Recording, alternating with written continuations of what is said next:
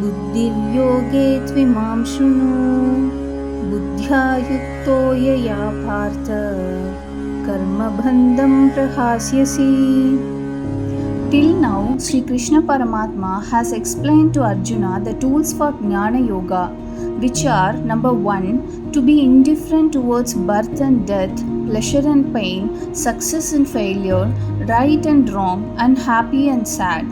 Number 2, this state of indifference could be attained by realizing the true nature of our own soul. Number 3, the soul driving each human is free from time, space, karma, and expiry. Number 4, relieve oneself from the ego mind trap caused due to samskaras and do the action fearlessly with the knowledge that the soul guides us with every moment. Sri Krishna Paramatma says to Arjuna that now he will explain the Karma Yoga, as he had already explained the attitude of indifference to all the experiences one could have in the life. Sri Krishna Paramatma says to the stubborn Arjuna that if you want to discriminate between pleasure and pain, right and wrong, happiness and sadness, and take actions as per that, then why can't you discriminate your own soul and body, as I explained you in detail? Arjuna, if you are still not convinced of doing your actions freely with the power of discrimination in your consciousness, now I will explain how to keep the attitude in doing your duties in everyday life. This will educate you in living a worldly life and still be unburdened by dualities of your mind. So listen carefully now. Now, before going to the Karma Yoga part, let's clear our mind of the misinterpretations we have heard from many modern preachers of Bhagavad Gita. Sri Krishna Paramatma never talks about having equanimity or even-mindedness. These two states is impossible in my opinion, an unnecessary attempt for a spiritual seeker. For a spiritual seeker pursuing any path, only two states of mind is advised and possible at any moment. Number 1, being mindful of one's own actions, thoughts, and surroundings. Number 2, never minding what's going on and going deeper into meditation, being non-bothered by the surroundings. In fact, any spiritual seeker shouldn't force oneself into equanimity or even-mindedness. We are making choices in our life because of the painful experiences or contrasting experiences we faced. In a sense, our identification of such contrasting experiences into pain, suffering, and so on are what led us to who we are right now. We as a personality is made out of identification of such experiences in our mind. These identification of sensory perceptions and memory are happening with our logical mind. Now, if we suppress our logical mind and be equal to any happenings around us, what kind of response would come out of us? How we validate what's happening around us? As a human, we have a social responsibility to be civilized and ethical as well as to protect ourselves. For example, if we choose to walk on a jungle calling that as equanimity, then we will be a meal for the beast. Sri Krishna Paramatma never said to follow equanimity or even-mindedness. This is a wrong translation. He said to be indifferent to the identified experiences in our mind and take action wisely. He advised us to use our soul power and dharma as a guidance so that we could be unburdened about the consequences of any actions we do.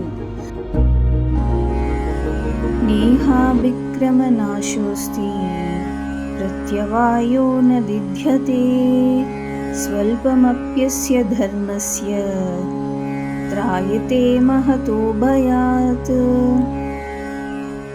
Here, Sri Krishna Paramatma says that Karma Yoga to be the easier than Jnana Yoga. In Jnana Yoga, a seeker may not fully realize the inner truth in a single lifetime. But in Karma Yoga, the seeker need not worry about quantifying his action nor the fear of any wrong actions. Even though Jnana Yoga is said to be the path to be chosen and pursued by all the wise beings, without wasting this lifetime, Karma Yoga is equally rewarded by the divine. Vyavasayatmika buddhir ekeha kuru nandana bahushakahyanantascha बुद्ध्यो व्यवसायिनाम्. Paramahamsa Yogananda, in his commentary, God Talks with Arjuna, explains the significance of taking the first step. Once a seeker has a desire to know the self, that seeker will be definitely guided by the divine. We need to plant the seed in our consciousness of wanting to know our inner self and ready to do the efforts as guided. Yamimam pushpitam vacham प्रवदन्त्य विपश्चितः वेदवादरथा Partha नान्यदस्तीति वादिनः कामात्मानस्वगर्परा जन्मकर्मफलप्रदां क्रियाविशेषबहुलां भोगैश्वर्यगतिं प्रति. Sri Krishna Paramatma says to Arjuna that in Karma Yoga, having a determined mind, the seeker gets an one-pointed awareness in his actions. The seeker travels on a guided path which many has travelled before. This is the safest path where the seeker follows the principles and be sure to attain liberation. Sri Krishna Paramatma says here that there are many who do the righteous actions on earth, but for the sake of attaining the heaven. But such things are always bound to the cycle of births and deaths.